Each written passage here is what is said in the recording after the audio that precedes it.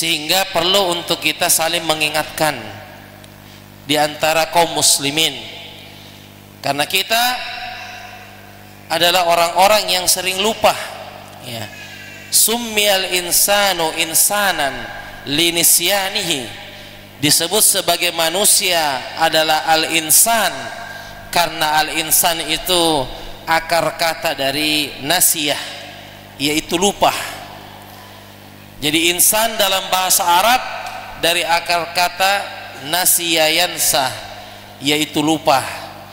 Bahwa kita ini sebagai manusia banyak lupa, maka lupa itu obatnya adalah diingatkan. Makanya firman Allah Subhanahu wa taala di dalam Al-Qur'an, ba'da a'udzu billahi minasyaitonir rajim, wa dzakir, dan ingatkanlah, fa inna dzikra tanfa'ul mu'minin, karena peringatan itu bermanfaat bagi orang-orang yang beriman. Allah Subhanahu wa taala tidak memakai kata wa'allim, dan ajarkanlah, tetapi Allah mengatakan wadzakir, dan ingatkanlah.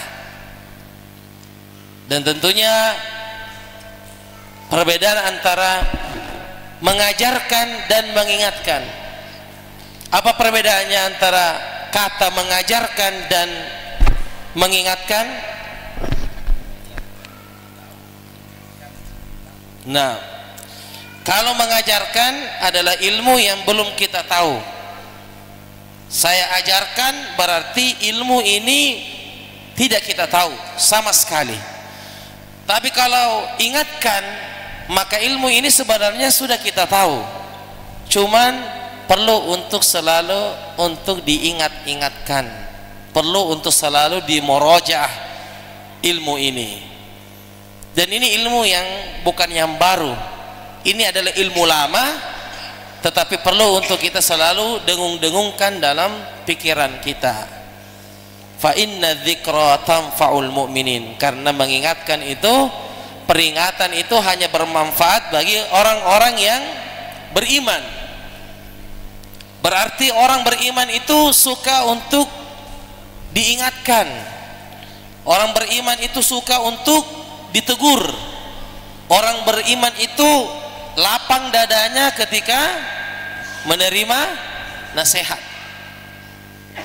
Tetapi kalau orang yang mempunyai hati yang keras, maka dia susah untuk diingatkan. Dia lebih pintar daripada orang yang menasehati, ya. Selalu mengatakan, ya, saya duluan, ya, makan garam daripada kamu, ya. Saya duluan lahir daripada kamu. Ini kalau hatinya keras, ada penyakit-penyakit hati, itu tidak mempan dengan nasihat, ya. Tetapi kalau hatinya baik, hatinya bersih, maka dia semakin diingatkan, semakin dia berterima kasih, ya. Semakin sering diingatkan, dia semakin berterima kasih. Dia mengatakan terima kasih, dia mengatakan syukron, dia mengatakan jazakumullahu khairan. Dia berterima kasih karena sudah mengingatkan para jamaah sekalian. Jadi ini perlu untuk kita saling mengingatkan satu di antara kita, bahwa ilmu tentang keluarga ini adalah ilmu yang mesti selalu dimurajaah, mesti untuk selalu dimurajaah. Apa artinya kalau misalnya hadir kajian sering tapi rumah tangganya berantakan sampai tangganya hancur? Kan rumah tangga maksudnya, sampai tangganya itu, ya, tidak bisa untuk dinaiki, ya.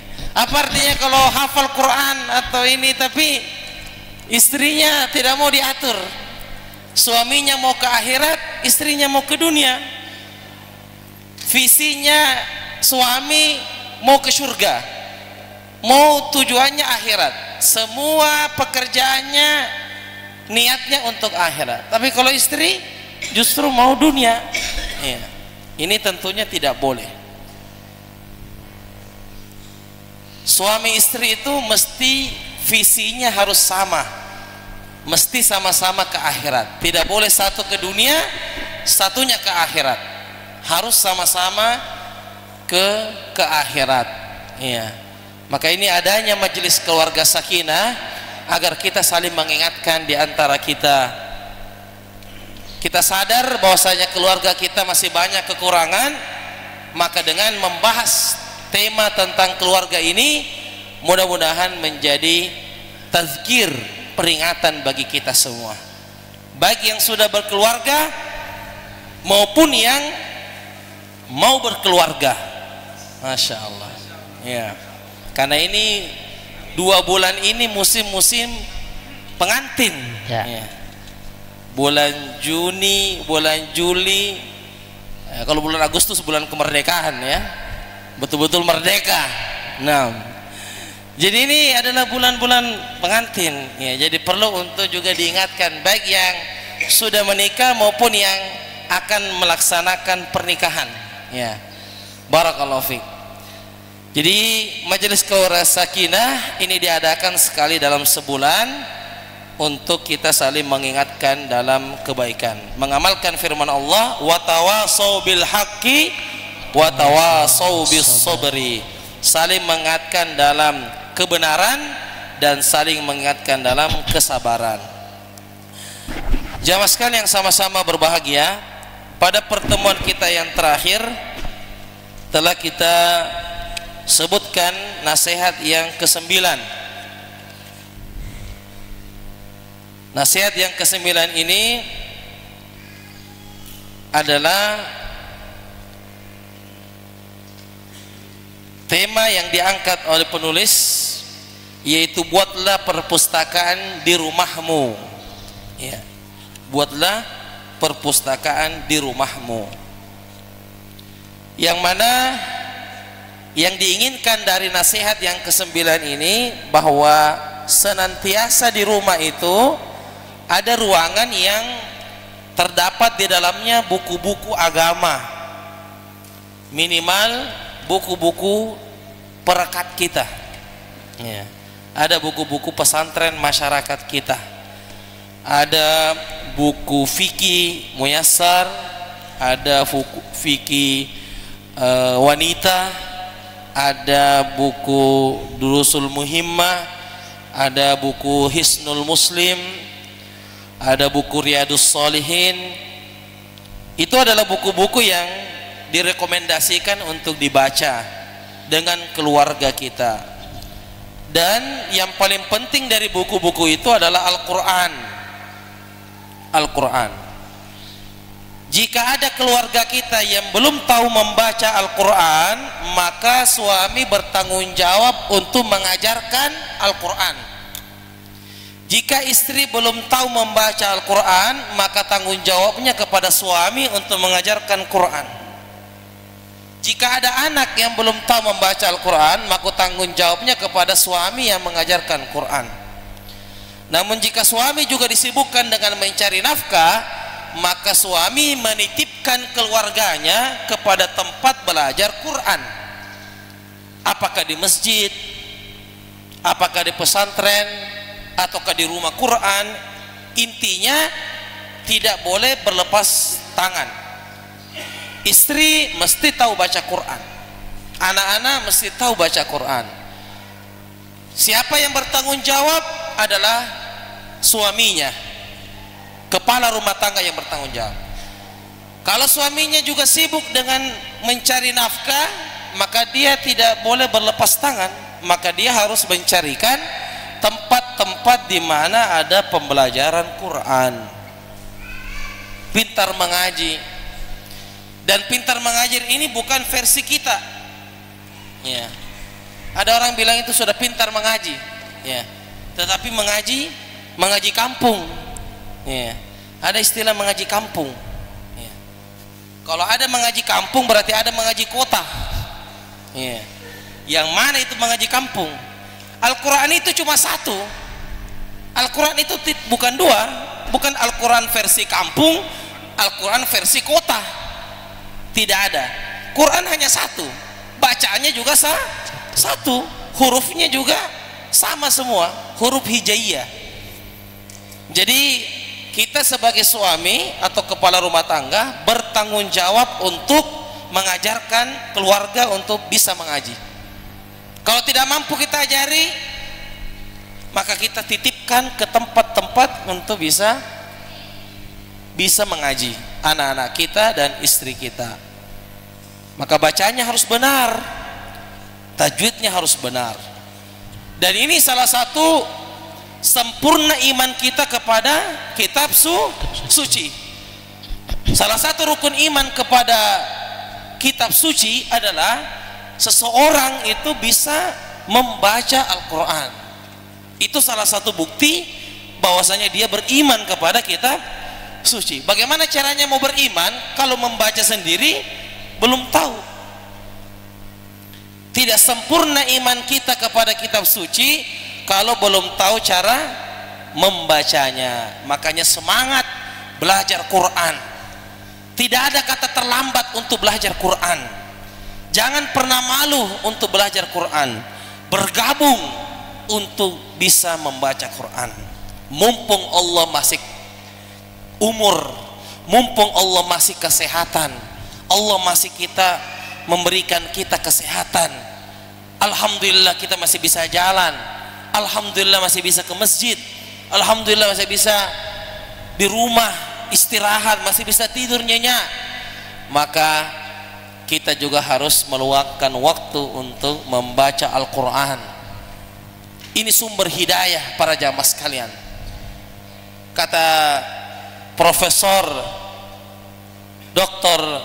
Sulaiman Ar-Ruhaili hafizahullah ta'ala, salah satu pengajar di Masjid Nabawi, pernah mengatakan bahwasanya tidak ada keberkahan yang turun secara cepat melebihi dua.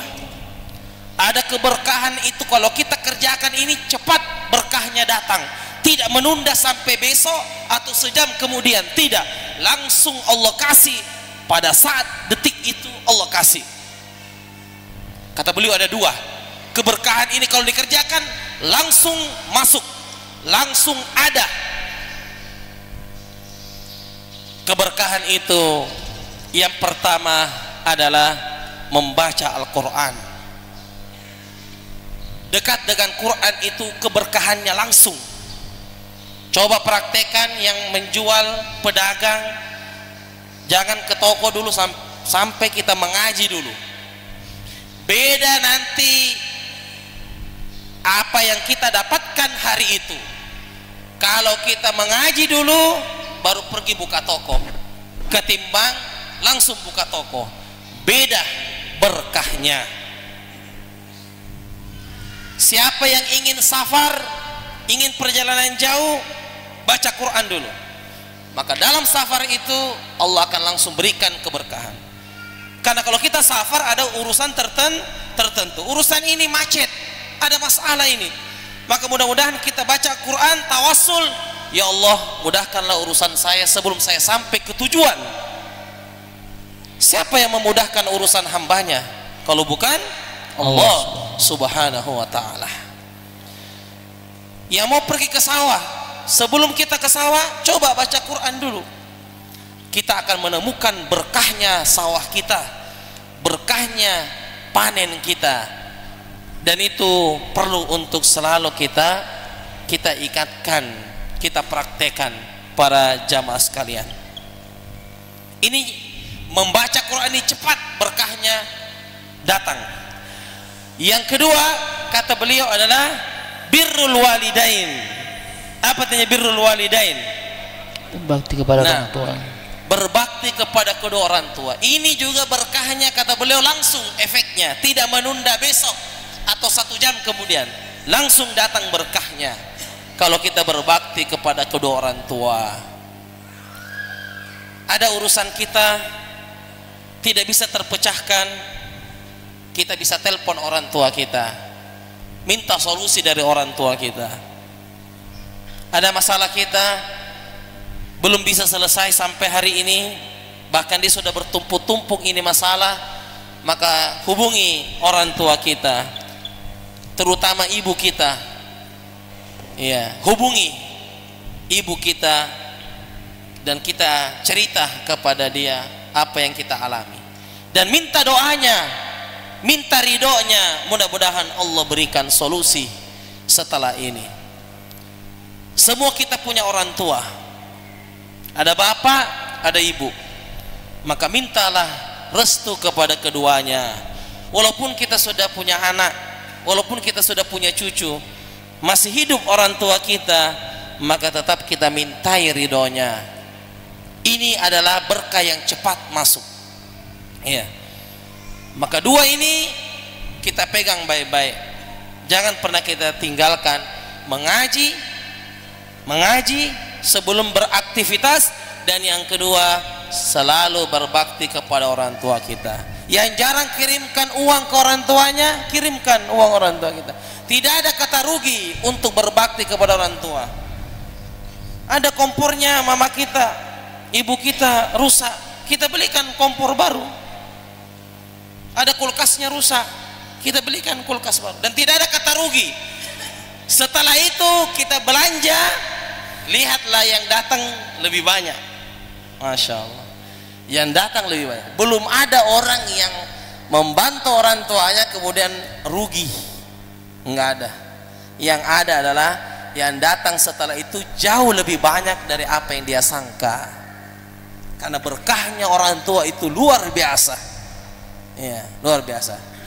Tapi kalau ada orang yang nauzubillah durhaka sama orang tuanya, berkata kasar sama orang tuanya, bicara sama orang tuanya kayak bicara sama temannya, ya, la haula wala quwata illa billah. Sebagian anak itu bicara sama orang tuanya kayak bicara sama temannya, bahkan narangkul bapaknya.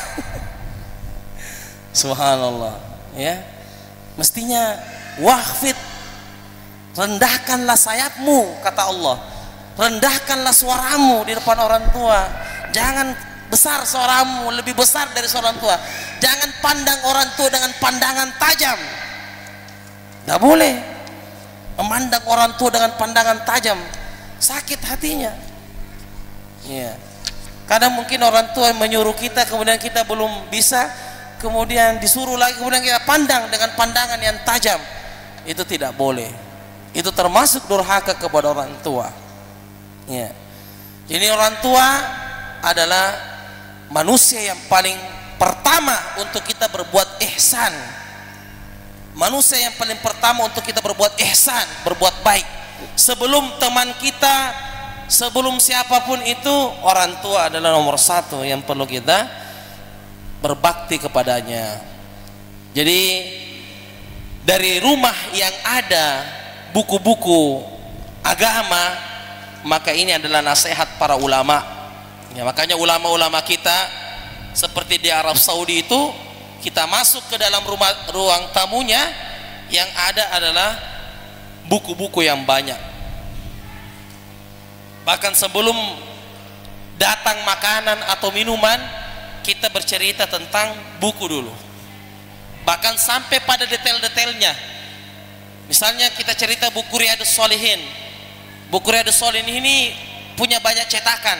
Cetakan apa? Ada cetakan Ibnul Jauzi, ada cetakan Ar-Risalah, ada cetakan ini, cetakan itu. Berbicara sampai yang detail-detailnya. Kita tanya yang mana yang paling bagus cetakannya, banyak cetakan ini yang paling bagus. Jadi sebelum kita datang makanan itu, kita cerita tentang buku-buku para ulama, ya. Jadi buku itu adalah sumber ilmu, kita baca, ya. Kita baca itu buku. Jangan dijadikan buku itu seperti dijadikan sebagai bantal, ya. Ada orang itu jadikan bukunya sebagai bantal. Dia tidak bisa kerja wajibul manzili, bukunya dijadikan sebagai bantal. Nah, mengantuk dia, jadi jadikan buku sebagai bantal. Dan setan itu cepat, ya. Kalau kita pegang HP itu biar 1 jam tidak menguap. Tapi kalau buku baru 1 halaman itu sudah menguap, ya. Karena setan memang yang dorong. Sama dengan baca Quran. Kalau WA itu 1 jam tidak menguap. Kalau Quran baru 3 ayat sudah menguap, ya, sudah menguap, ya. Ini memang pengaruh setan. Karena setan tidak ridho kalau kita melakukan ihsan, melakukan kebaikan, ya. Jadi di sini telah disebutkan buku-buku yang direkomendasikan. seperti yang kita sebutkan bulan lalu, adanya buku tafsir seperti tafsir As-Sa'di rahimahullah ta'ala. Ini kalau mau baca buku tafsir dasar, tafsir yang ringkas, bisa dibaca dari buku Syekh As-Sa'di dari guru Syekh Muhammad bin Shalih Al-Utsaimin rahimahullah. Dalam bidang hadis bisa kita baca buku Riyadus Shalihin, tamannya orang-orang soleh, min kalami Sayyidil Mursalin. Dan Riyadus Shalihin ini adalah buku yang kita baca di masjid. Ya, rata-rata masjid itu baca buku Riyadus Shalihin. Ya, buku Riyadus Shalihin. Ya. Bahkan kemarin waktu pertemuan dengan Pak Bupati, ya, Pak Bupati, karena Pak Bupati itu memiliki program untuk kajian dan membahas kitab. Ustadznya tidak boleh ganti selama 5 tahun. Jadi itu saja terus mengajar. Ya. Ketika ditanya oleh salah seorang dai, salah seorang ustadz, apa bukunya yang dikaji? Siapa tahu ada rekomendasi yang dikaji supaya seragam pembahasannya. Ya. Pak Bupati jawab, ya. Kata Pak Bupati, seperti buku Riyadus Shalihin dan Bulughul Maram. Ya. Masya Allah. Jadi belum tahu Riyadus Shalihin, ya, Masya Allah. Dan itu kita sudah baca lama, ya, sebelum beliau bilang. Memang Riyadus Shalihin ini adalah buku yang berberkah, ditulis oleh Imam Nawawi, seorang ulama yang Masya Allah, ya, beliau sudah senyum-senyum di kuburannya. Insya Allah beliau sudah mendapatkan Riyadus Shalihin, insya Allah mendapatkan taman-taman yang indah dalam kuburan beliau, ya. Dan buku ini hampir semua masjid di dunia, bukan di Indonesia, di dunia hampir buku ini ada.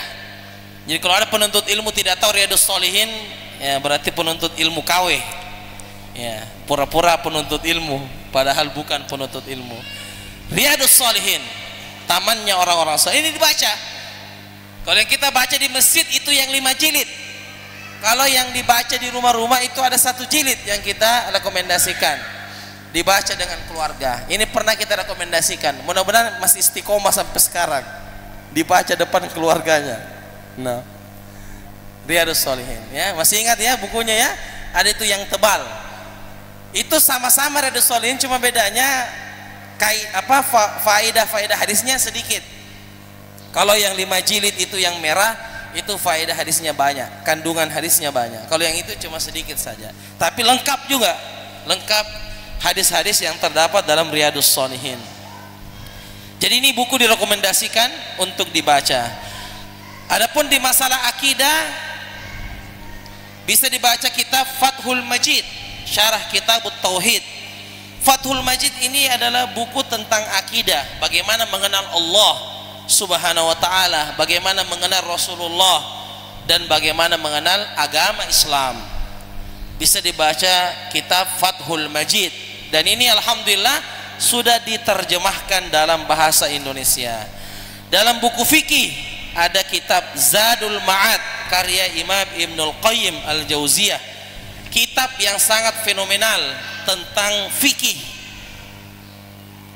kitab yang sangat menarik untuk dibaca adalah kitab Zadul Ma'ad karya Ibnul Qayyim Al-Jauziyah rahimahullah. Dan ada buku yang ditulis oleh Syekh Abdullah bin Jibrin, yaitu kitab Sifah Salat Nabi, itu juga direkomendasikan dibaca, sifat wudhu Nabi. Yang kelima ada akhlak dan penyucian jiwa, bisa dibaca Tahdzib Madarijus Salikin. Ini juga buku yang ditulis oleh Ibnul Qayyim tentang akhlak dan penyucian jiwa.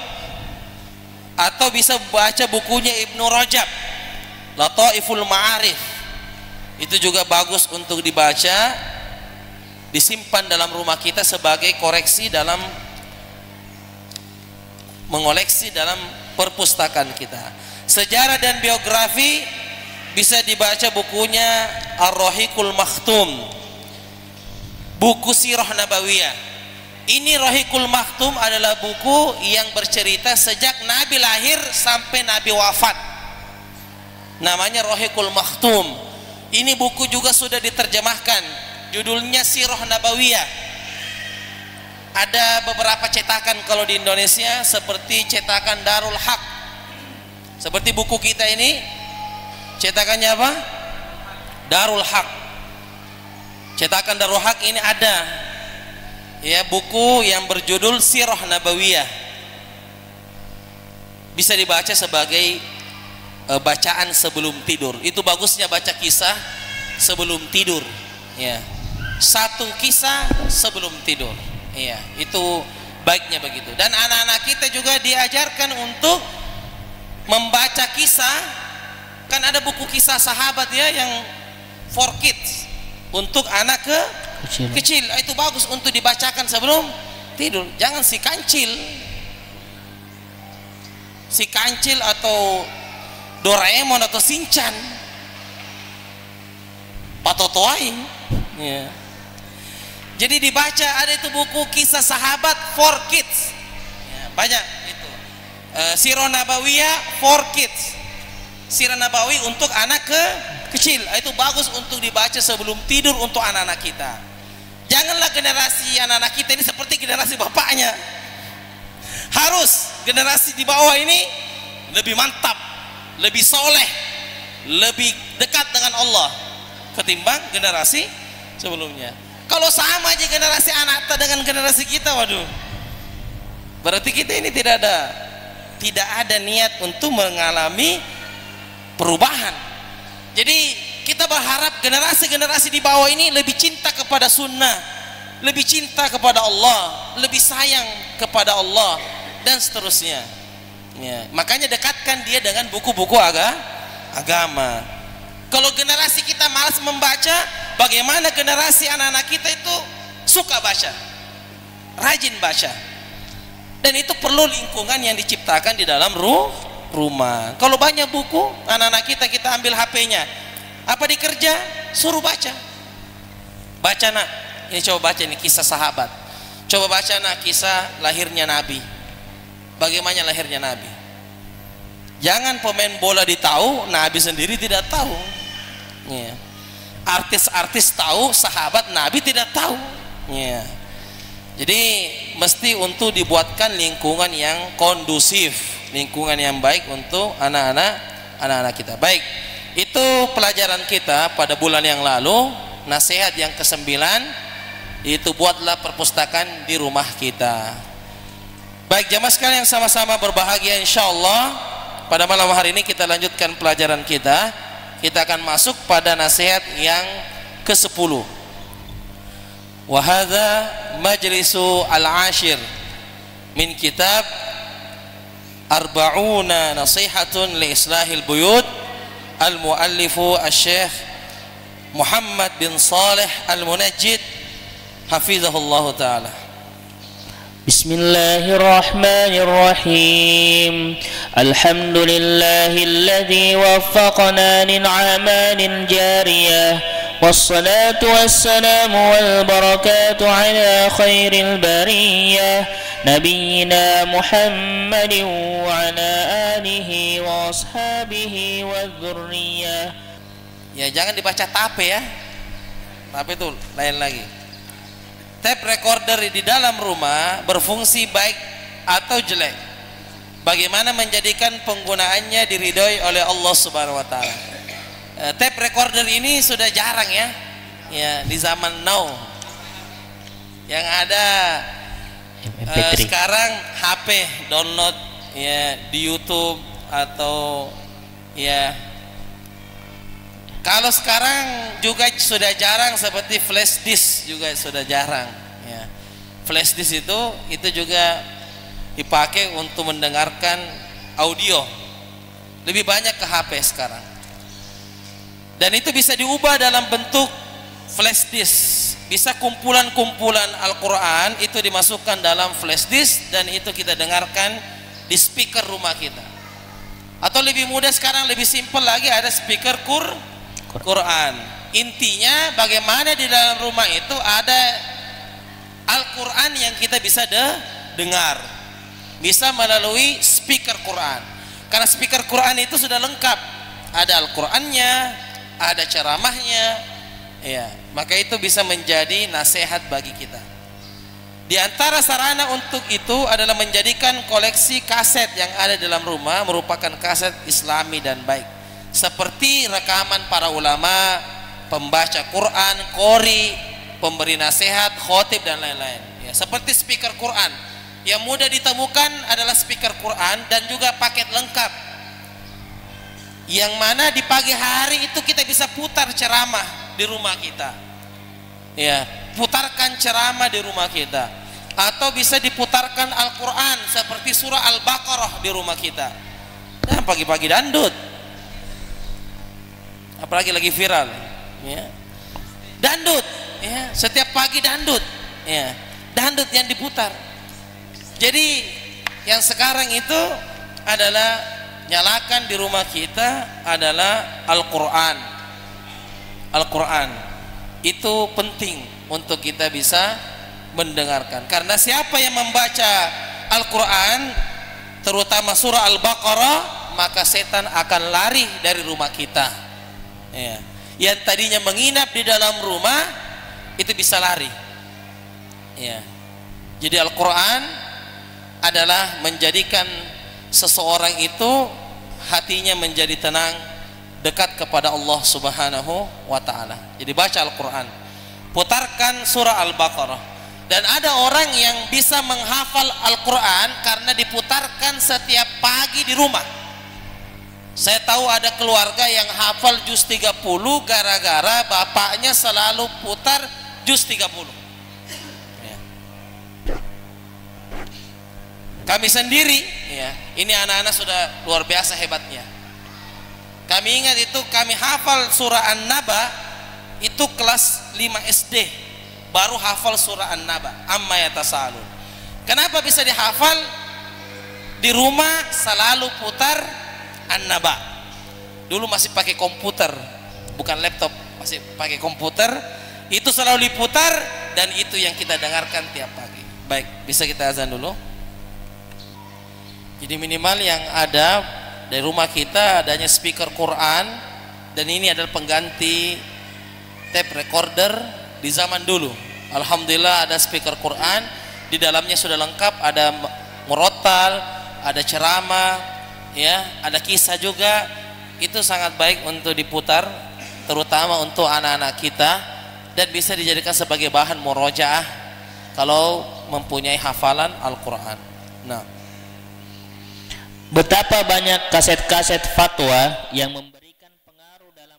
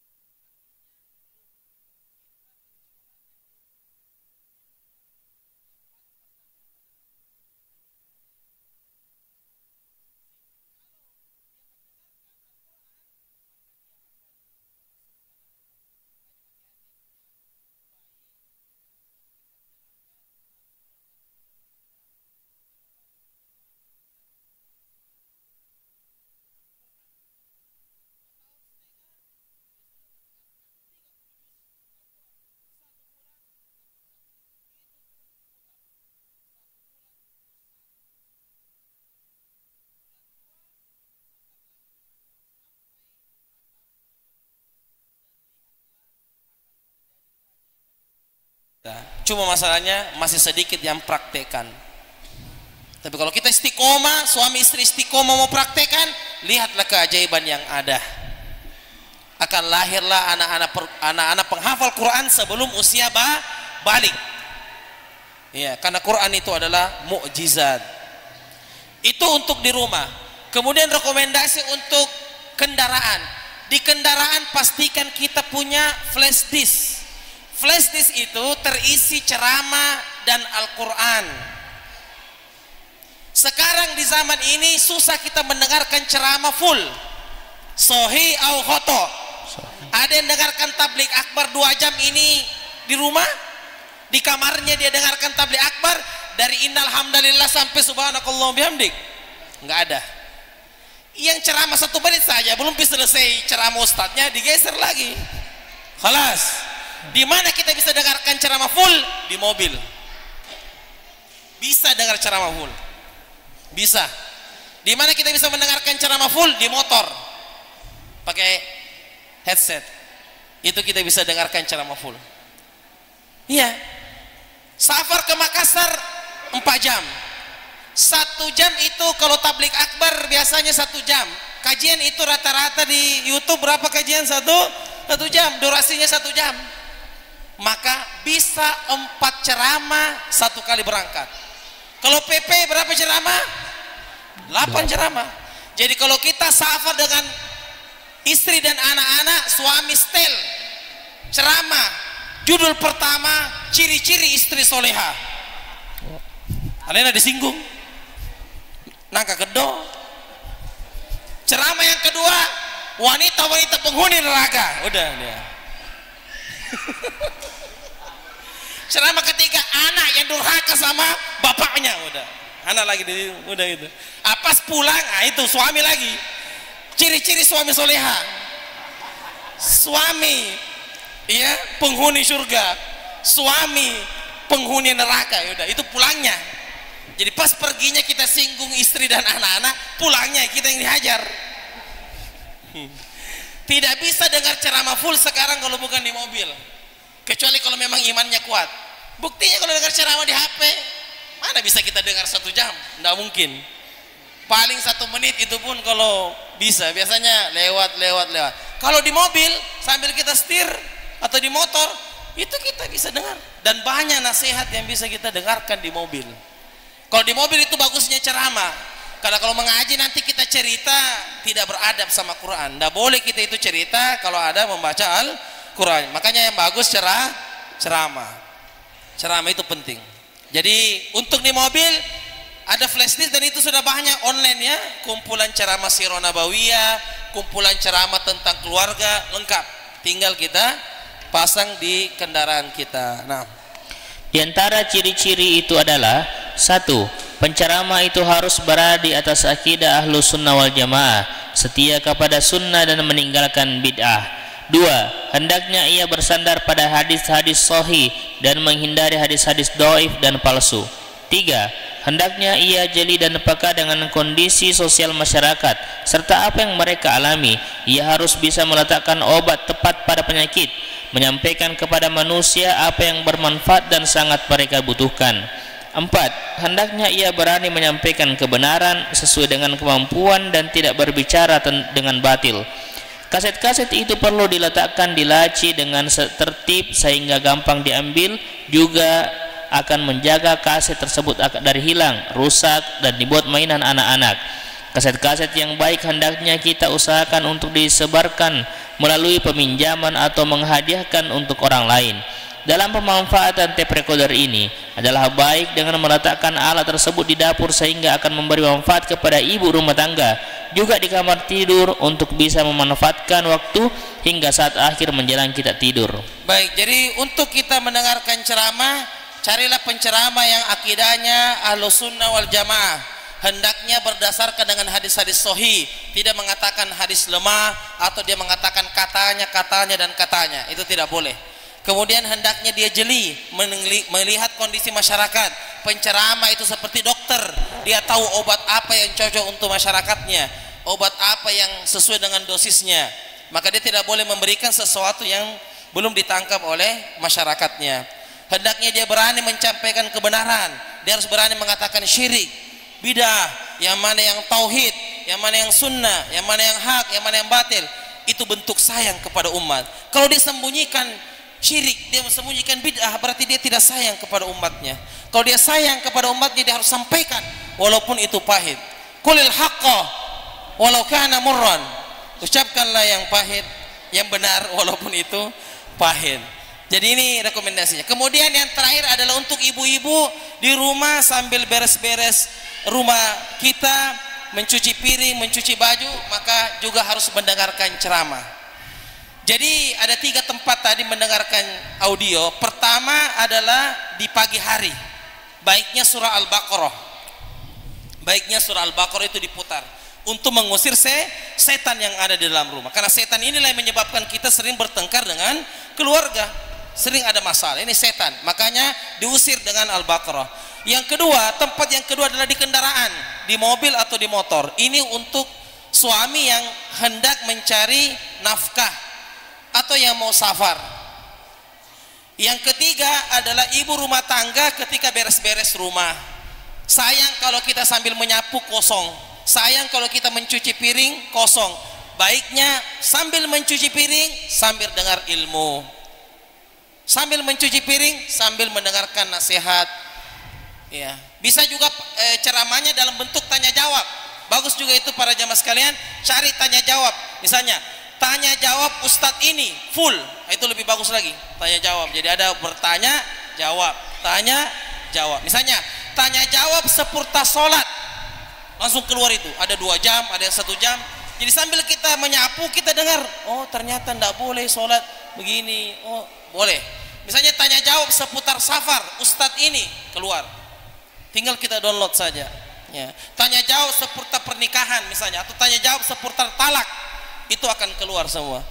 Jadi tinggal di download, kemudian kita dengarkan. Intinya beraktivitas, jangan sampai kita kosong, mesti ada yang kita dengar, baik dalam rumah ataupun dalam keadaan sedang berpergian dalam safar.